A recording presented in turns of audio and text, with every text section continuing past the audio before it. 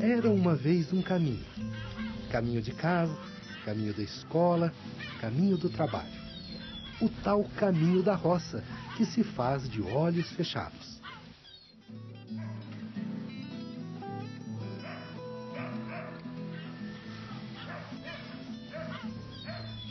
Mas um dia, todo o caminho pareceu diferente.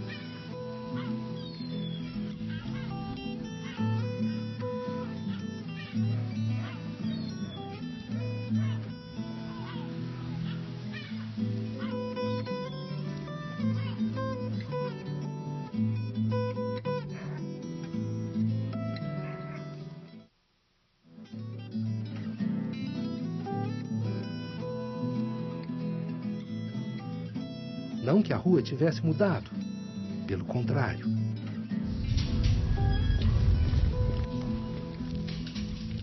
E aí, Tiago, tudo bom?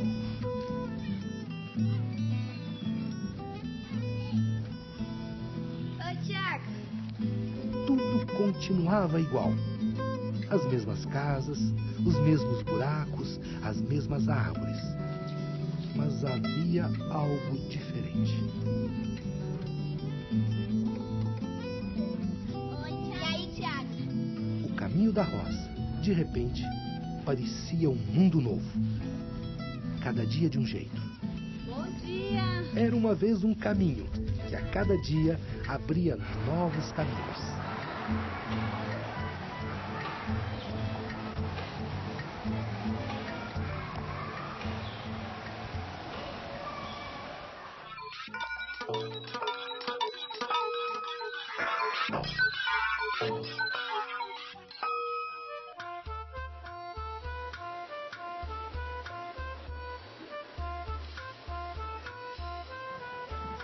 A leitura de livros, jornais, revistas, assim como a leitura do mundo, depende de treino, da constância e de um olhar atento.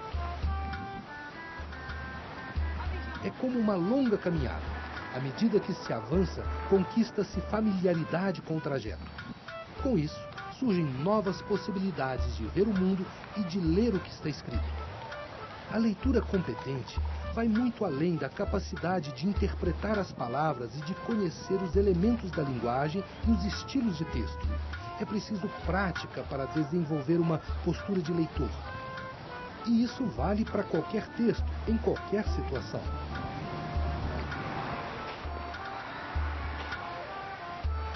Para que a leitura seja transformadora, é preciso, assim como na vida, que o leitor crie o seu próprio caminho.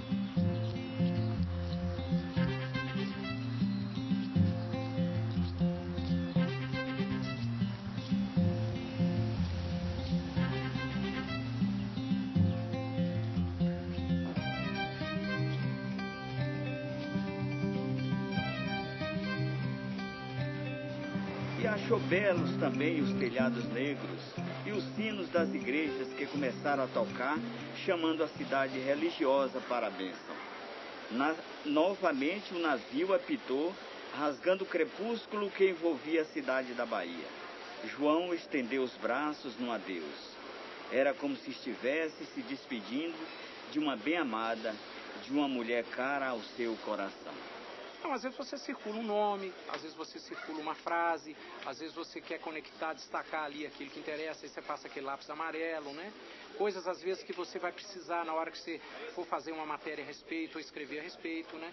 Depende do tipo de leitura que eu estou fazendo. Se tem um objetivo de pesquisa para um futuro livro ou um texto que eu vou escrever, eu faço, marco a lápis, né, no livro. Acho que a gente tem que ter um respeito muito grande pelo livro e procuro fazer um roteirozinho, uma parte, mas isso quando se trata de trabalho. Eu tenho costume de pegar livros para ler e vou fazendo um resumo dele.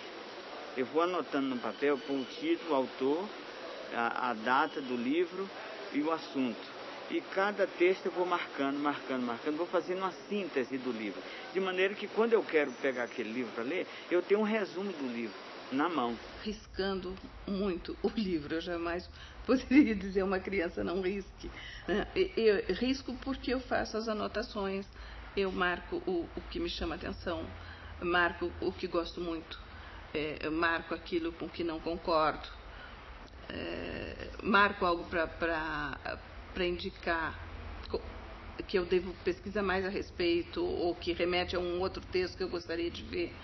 Então, uma leitura interativa também em termos de marcas, né, no texto. E existem outros mecanismos que são metacognitivos, quer dizer, você controla a sua mente durante a leitura. Por exemplo, você vai lendo e você percebeu que não entendeu uma parte do texto. Então, você mesmo percebe e volta para tirar dúvida no texto, né? Você adia determinadas dúvidas. Por exemplo, você está passando por uma parte de um texto que você ainda não compreendeu bem, mas você suspende a dúvida até a dúvida se dissolver no próprio texto, mais adiante. Existem outras estratégias que são de reorganização mental do texto. Quer dizer, você faz uma tradução do texto com palavras mais simples, com suas próprias palavras, com sua própria compreensão. Isso é a leitura de um texto informativo, tá? Mas o texto lúdico, o texto literário, ele pressupõe uma suspensão da dúvida. Você entra na história acreditando que aquela história é verdadeira, certo? E você deixa o texto te envolver. Por isso que não se indica que os professores façam provas sobre os livros, porque as crianças guardam do livro uma ideia geral, né? Uma ideia em que foram gravados episódios significativos, e o que é significativo para um às vezes não é significativo para outro, né? Então essa ideia geral que fica do livro, ela é muito pessoal, não há como cobrar numa prova, né? Então é preciso que haja realmente possibilidade de envolvimento, e esse envolvimento tem que ser com liberdade. A criança tem que pegar o livro de ficção e ler com bastante liberdade, né? No ritmo que ela encontra para ler o livro.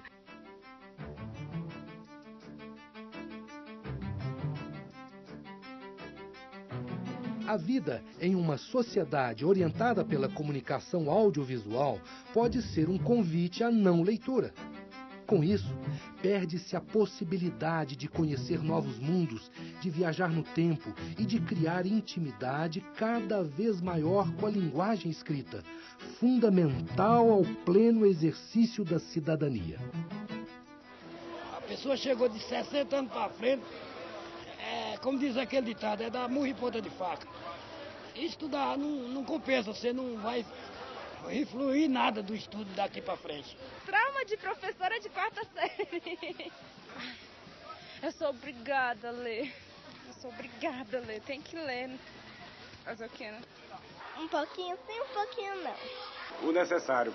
Orelha e prefácio, leio muito. Às vezes eu leio porque é preciso, mas eu não sou de pegar um livro e ficar lendo, não sou. Então, ensino médio, assim, eu não tinha o costume de ler, não, na verdade. Eu não cheguei a ler muitas obras na literatura portuguesa, assim, não. Livro grande demora um pouquinho, aí enjoa. Eu, em geral, eu não gosto de ler. Porque eu saco ficar lendo assim, a leitura fica muito entediante. Daí eu sou obrigada a ler, que senão eu não ganho nota baixa. Jogar videogame. Tem cada jogo baita, jogo de luta. Como é que eu faço para ler as leituras que a professora sugere que eu leia? A nossa sociedade hoje é muito complexa. Antigamente, quando a gente vivia em comunidades, a gente conhecia um ao outro. Então, até hoje, por exemplo, algumas práticas africanas de leitura e escrita, como ocorre? Eu escrevo, encontro com você e leio para você. Você gostaria de me visitar hoje? Então é na presença do outro, porque é a comunidade. Mas hoje nós moramos em sociedades muito complexas, né? Em que nós temos várias formas, né, de comunicação, vários modos de comunicação: o visual, o escrito, o oral. Então, pode jogar o videogame? Pode, né? Mas vamos explorar o mundo de outras formas. Quem sabe no futuro, quando você for fazer o seu videogame, né, você não vai ter tantas outras ideias, porque você leu tantos outros livros, conheceu tantas outras realidades. Então eu digo, vá com calma, vá lendo aos poucos, se organize, veja o melhor lugar que você pode ler esse livro e vai lendo aos poucos, anotando. Cada um tem um estilo pessoal de ler. Por que você não descobre esse estilo pessoal de ler?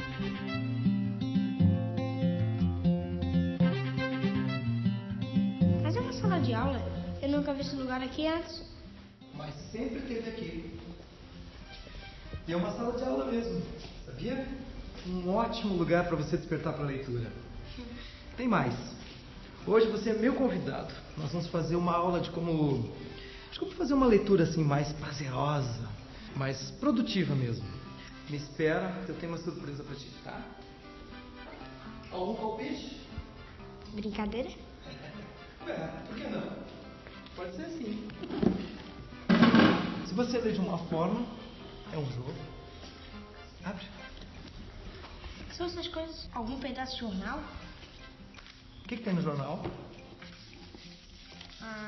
Coisas escritas? Nós já estamos prontos para começar a percorrer o caminho para você se tornar um leitor maduro, interessado. Tá disposto? Tô. Você já deve ter percebido que tem diversos tipos de matérias e assuntos para a gente descobrir. Já deu pra perceber. Bastante, né? Então vamos escolher um. Essas revistas aqui têm boas coisas. Segura um pouquinho. Já vamos deixar aqui o nosso dicionário. A gente lê por vários motivos. A gente pode estar interessado em algum assunto, né, querendo alguma informação mais e tal. Ou a gente pode também estar tendo que estudar mesmo alguma coisa que é importante para a escola. Mas são formas diferentes da gente estudar. Então a gente tem que ter primeiro, claro, o objetivo da leitura. Se você está estudando, está curioso ou apenas lendo alguma coisa para passar o tempo. A partir daí, você descobre se tem que ler bem concentrado, palavra por palavra, ou pode ler assim por cima, só para entender realmente o que quer dizer a matéria. Vou ler para você, tá? Primeira vez eu leio. A humanidade conseguiu afetar os grandes rios do planeta de uma forma muito mais profunda do que a imaginada. O resultado são mudanças no fluxo de água e erosão do solo por vastas extensões. O que é fluxo? Fluxo. Ação de fluir, escoamento. Outro recurso bacana para você entender o que está escrito é criar frases com um significado parecido ou igual ao que você leu. Aí você recria e entende o que está acontecendo. Isso se chama paráfrase.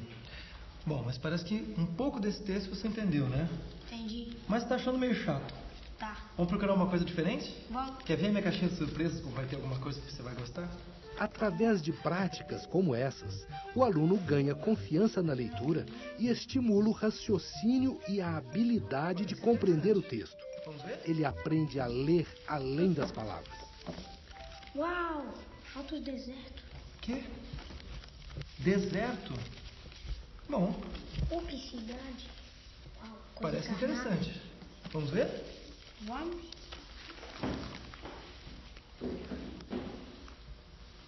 Viu? Você está lendo por curiosidade agora.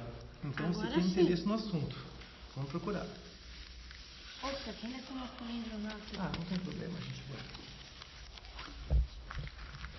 Vamos lá, que lugar é? Cidade urbana, vamos ver.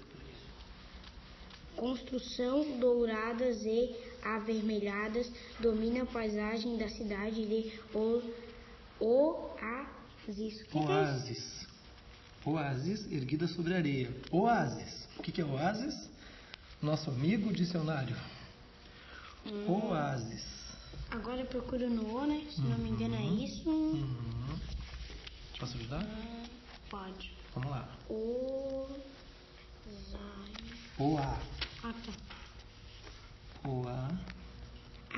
Achei. Oásis. É isso mesmo.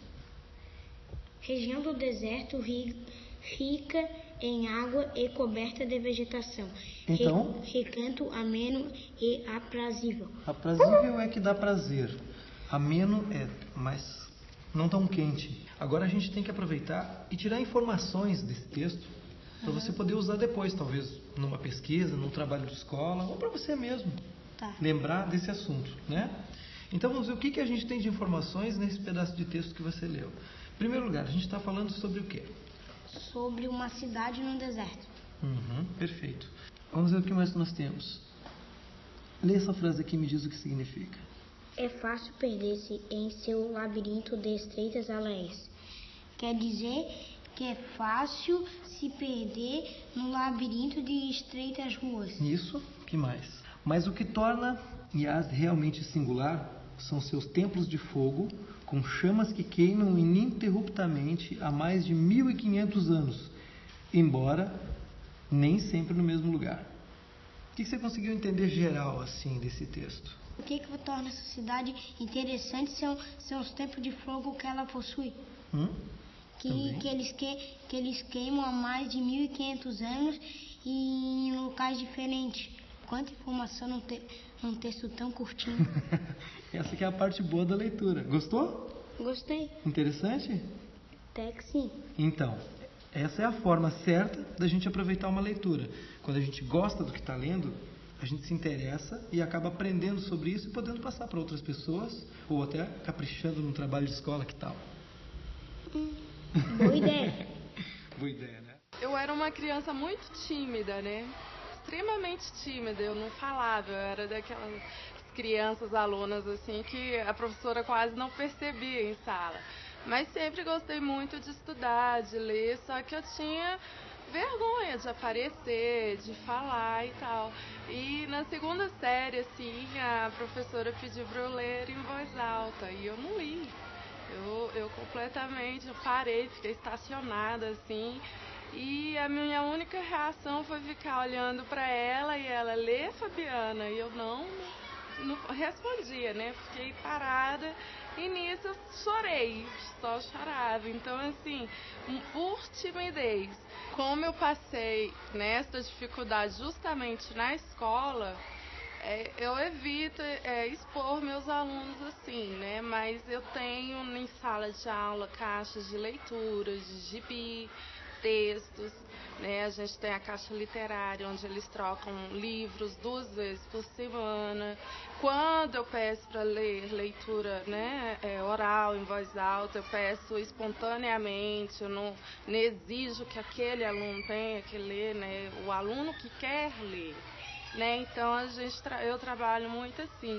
E textos, assim, eu levo, como eu tenho dificuldade, então eu sempre estou me policiando para estar levando isso de uma maneira mais prazerosa com os alunos, tal, porque eu sei da minha dificuldade. O mundo não deixa ninguém analfabeto. A gente precisa saber disso. Né? Às vezes a gente reclama que a criança não lê. Ela não lê um livro. Mas atrás de um filme tem um bom roteiro, atrás de uma peça de teatro tem um bom texto, atrás de uma novela existe um texto. Então a gente está lendo o tempo inteiro, a gente está lendo o mundo inteiro, o tempo inteiro. O mundo não deixa ninguém analfabeto. O Paulo Freire falou muito isso, né, que a leitura do mundo antecede a leitura da palavra.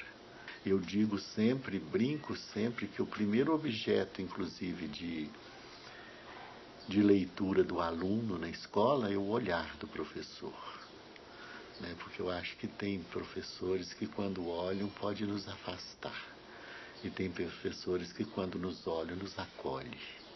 O olhar tem essa possibilidade. Há pessoas que quando olham você se sente acariciado e tem pessoas que quando olham para vocês você se sente agredido.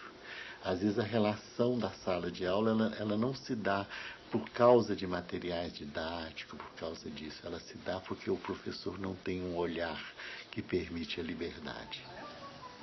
Se prepara para agora, surpresa não tão pequena. Se já achou interessante aquela leitura, vai ver que tem bastante opção aqui agora. Que opção nova. O livro de história é esse aqui, ó. Livro de ouro da história do Brasil. Tá vendo? Ó. Livro de ouro da história do Brasil. Você não quer colocar esse dicionário mais pra lá? Vamos procurar alguma coisa interessante. Olha só como ele é carregado de informação, ó. Vamos ler esse pedacinho de texto aqui para você compreender alguma coisa nova? O primeiro instrumento institucional de ocupação das terras americanas foi a feitoria. Através delas faziam-se contatos com índios da terra e explorava o Brasil. Se você tivesse que tirar informações daqui para talvez fazer um trabalho para a escola ou alguma coisa assim, nós teríamos que fazer o quê? Acha difícil? Mais ou menos. Mais ou menos. Sabe por que não é difícil? É bem fácil, a gente só precisa usar a mesma técnica daquele texto que a gente usou antes, que era, em primeiro lugar, pegar uma ideia geral do que o texto quer dizer. Enfim, sobre o que estamos falando, em primeiro lugar? Sobre o que você acha que estamos falando aqui? Sobre o descobrimento do Brasil? Também. E o primeiro instrumento institucional de ocupação das terras americanas foi a feitoria. A ilustração e a legenda serve para quê? Para dizer... para representar o que foi dito no texto. Então facilita o nosso entendimento. Palavras-chave, coisas importantes que a gente precisa pegar. Aqui nesse caso, uma palavra-chave seria... Feitoria. Feitoria. Que tal se a gente anotasse os trechos mais importantes?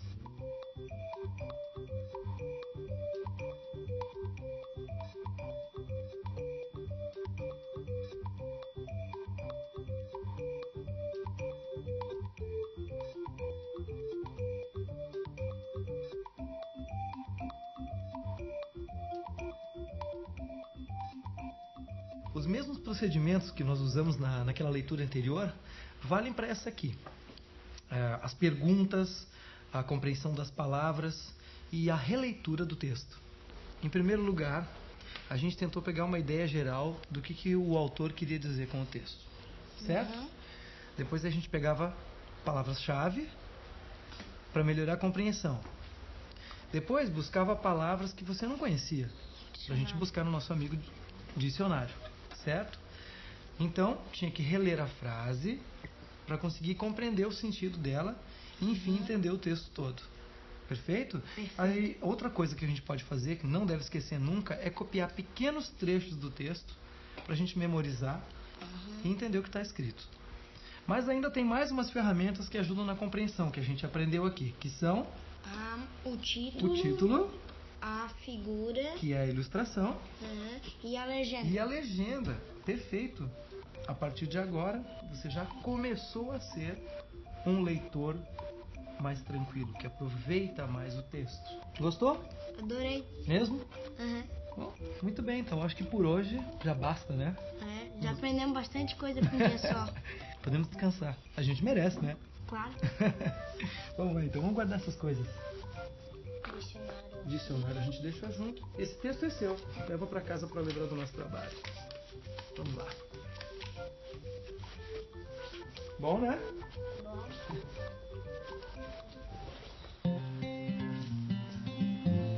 Obrigada, professor. Acho que eu comecei a ler com gosto. Eu acho que em breve você vai se tornar um leitor bem mais maduro e consciente. E vou dizer mais, hein? Um dia você vai estar ensinando outras pessoas a ler também. Será? Começa pelo menos pra mim. A minha história é reduzida mais ou menos assim. Chora. Nasci em São Cristóvão, morador de Madureira, desde pequeno acostumado a subir ladeira. Lembro muito bem de meus tempos de moleque, que sempre passava as férias no final do Santo Padre Miguel, sempre nessa... professor, eu acho que você tem razão. Eu hoje amadureci um pouco. Por que você está me dizendo isso? É porque é o seguinte, um dia eu li uma frase de um livro, eu achei ela bonita, só que eu não entendi ela direito. E depois de tudo que a gente fez hoje, ela fez mais sentido para mim. E que frase é essa? É o seguinte, professor, alguém que conduz outro alguém até si mesmo. Valeu, professor. Valeu.